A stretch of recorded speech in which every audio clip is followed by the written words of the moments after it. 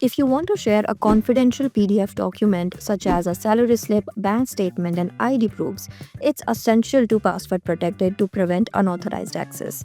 With Systweak PDF Editor, you can easily encrypt your PDF with a password in a few simple steps. Here is how you can do it.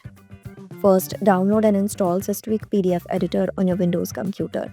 You can also use the download link in the description below. Once installed, open the PDF you want to protect with a password. Now go to the Secure option on the top bar. Then click on the Protect option. Enter your password and confirm it. In the advanced settings, you can also restrict permissions.